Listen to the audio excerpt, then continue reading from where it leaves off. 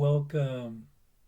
Today we will be reading lesson 23 in the workbook and from the text, chapter 3, section 3, perception versus knowledge. And now for lesson 23. I can escape from the world I see by giving up attack thoughts. The idea for today contains the only way out of fear that will ever succeed. Nothing else will work. Everything else is meaningless. But this way cannot fail. Every thought you have makes up some segment of the world you see. It is with your thoughts, then, that we must work, if your perception of the world is to be changed. If the cause of the world you see is attack thoughts, you must learn that it is these thoughts which you do not want. There is no point in lamenting the world. There is no point in trying to change the world. It is incapable of change because it is merely an effect. But there is indeed a point in changing your thoughts about the world. Here you are changing the cause. The effect will change automatically. The world you see is a vengeful world, and everything in it is a symbol of vengeance. Each of your perceptions of external reality is a pictorial representation of your own attack thoughts. One can well ask if this can be called seeing. Is not fantasy a better word for such a process? And hallucination a more appropriate term for the result. You see the world that you have made, but you do not see yourself as the image maker. You cannot be saved from the world, but you can escape from its cause. This is what salvation means. For where is the world you see when its cause is gone? Vision already holds a replacement for everything you think you see now. Loveliness can light your images, and so transform them that you will love them, even though they were made of hate. For you will not be making them alone. The idea for today introduces the thought that you are not trapped in the world you see because its cause can be changed. This change requires first that the cause be identified and then let go, so that it can be replaced. The first two steps in this process require your cooperation. The final one does not. Your images have already been replaced. By taking the first two steps, you will see that this is so. Besides using it throughout the day as the need arises, 5 practice periods are required in applying today's idea. As you look about you, repeat the idea slowly to yourself first, and then close your eyes and devote about a minute to searching your mind for as many attack thoughts as occur to you. As each one crosses your mind, say, I can escape from the world I see by giving up attack thoughts about blank. Hold each attack thought in mind as you say this, and then dismiss that thought and go on to the next. In the practice periods, be sure to include both your thoughts of attacking and of being attacked. Their effects are exactly the same because they are exactly the same. You do not recognize this as yet, and you are asked at this time only to treat them as the same in today's practice periods. We are still at the stage of identifying the cause of the world you see. When you finally learn that thoughts of attack and of being attacked are not different, you will be ready to let the cause go.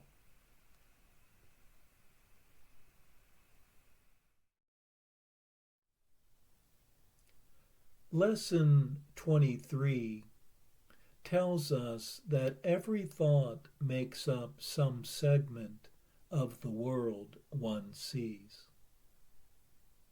The world in itself cannot be changed, for it is merely an effect. But changing one's thoughts about the world will change the cause of it. The world one perceives is a vengeful world because of the attack thoughts in one's mind. One has made the world one sees, being the image maker of it. One is not imprisoned by the world one sees, because one's thoughts about the world can be changed. This change requires 3 steps.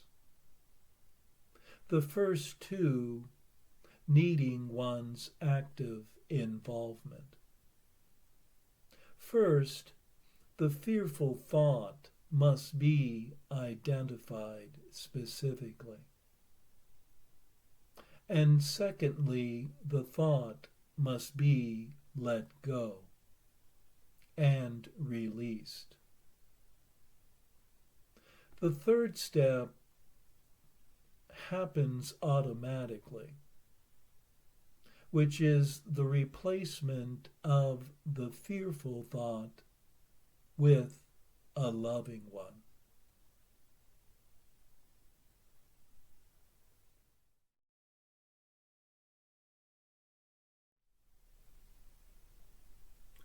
And now for our text reading for today from chapter 3, section 3, Perception versus Knowledge.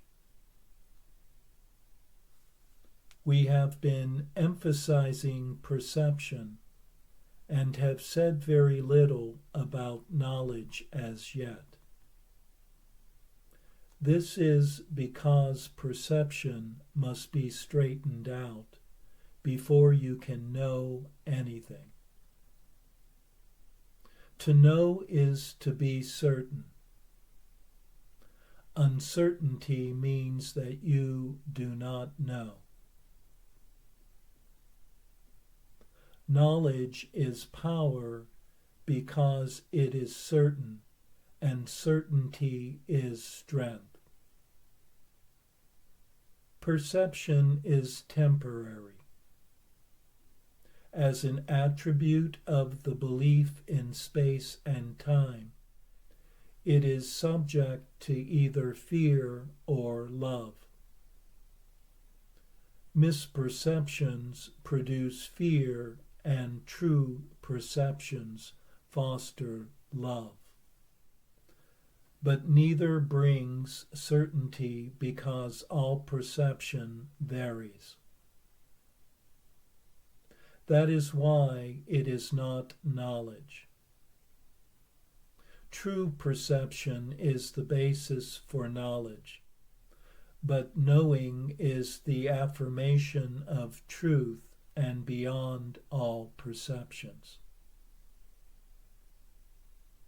All your difficulties stem from the fact that you do not recognize yourself, your brother, or God.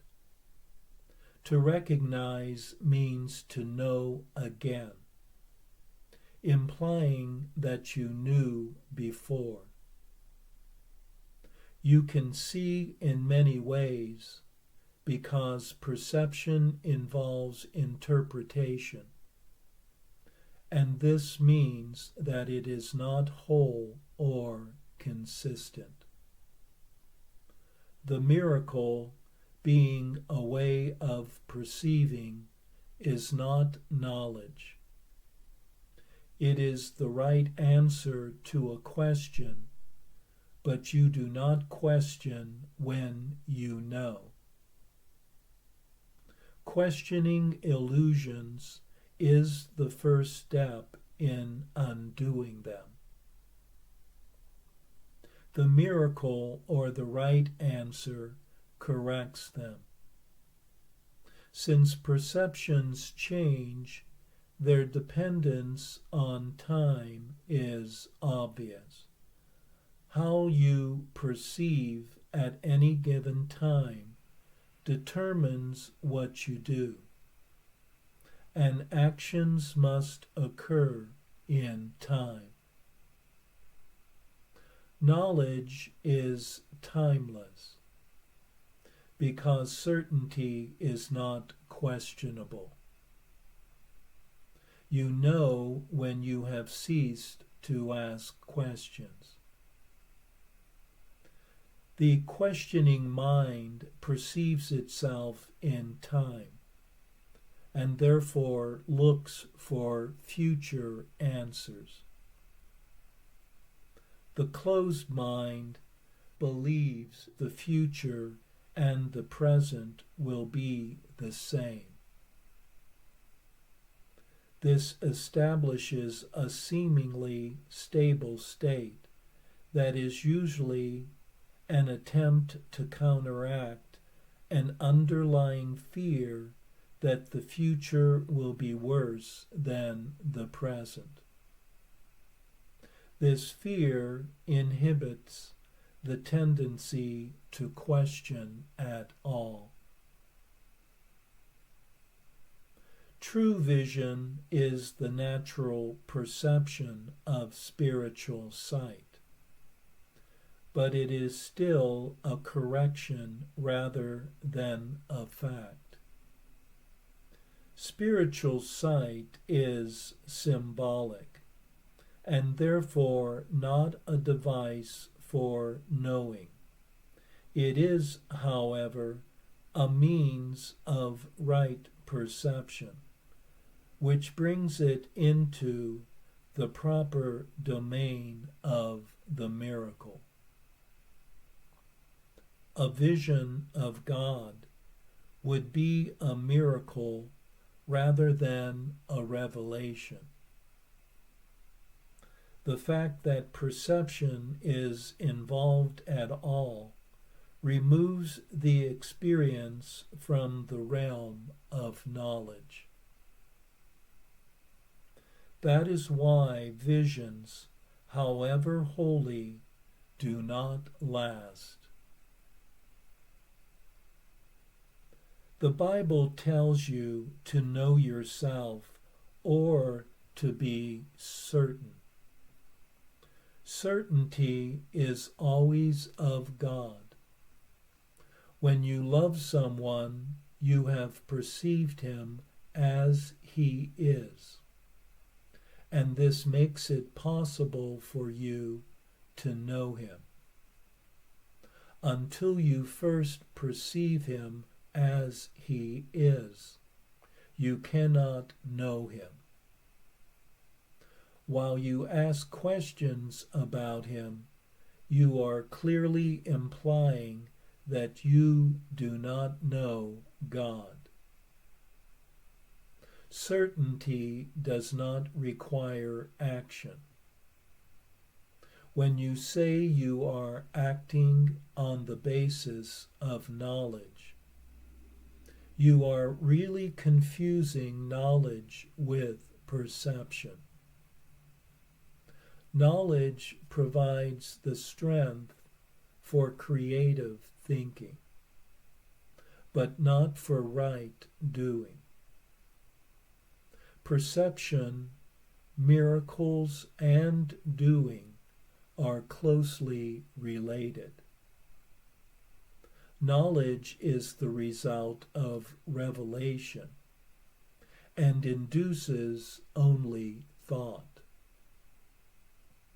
Even in its most spiritualized form, perception involves the body. Knowledge comes from the altar within and is timeless because it is certain. To perceive the truth is not the same as to know it. Right perception is necessary before God can communicate directly to his altars, which he established in his sons. There he can communicate his certainty, and his knowledge will bring peace without question. God is not a stranger to his sons, and his sons are not strangers to each other. Knowledge preceded both perception and time, and will ultimately replace them. That is the real meaning of Alpha and Omega, the beginning and the end. And before Abraham was I am. Perception can and must be stabilized, but knowledge is stable. Fear God and keep his commandments becomes know God and accept his certainty. If you attack error in another, you will hurt yourself. You cannot know your brother when you attack him. Attack is always made upon a stranger. You are making him a stranger by misperceiving him, and so you cannot know him. It is because you have made him a stranger that you are afraid of him. Perceive him correctly so that you can know him. There are no strangers in God's creation. To create as He created you can create only what you know and therefore accept as yours. God knows His children with perfect certainty. He created them by knowing them. He recognizes them perfectly. When they do not recognize each other, they do not recognize Him.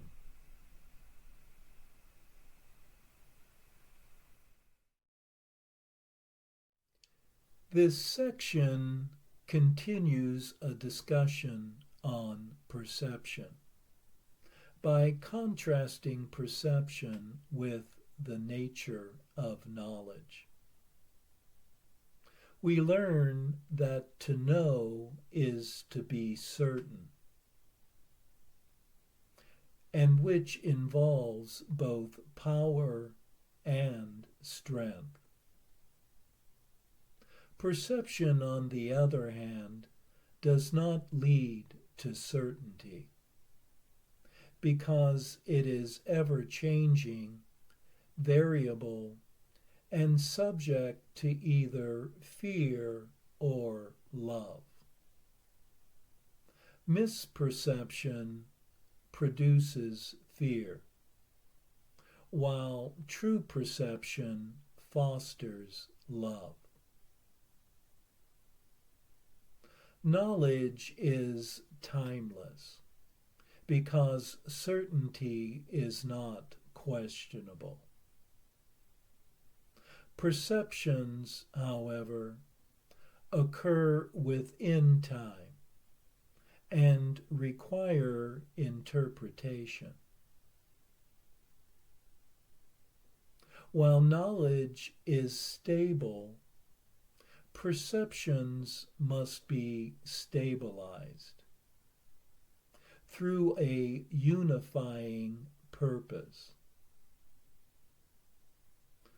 All actions or doings require perception, while knowledge precedes both perception and time. Thus, knowledge will ultimately replace both perception and time.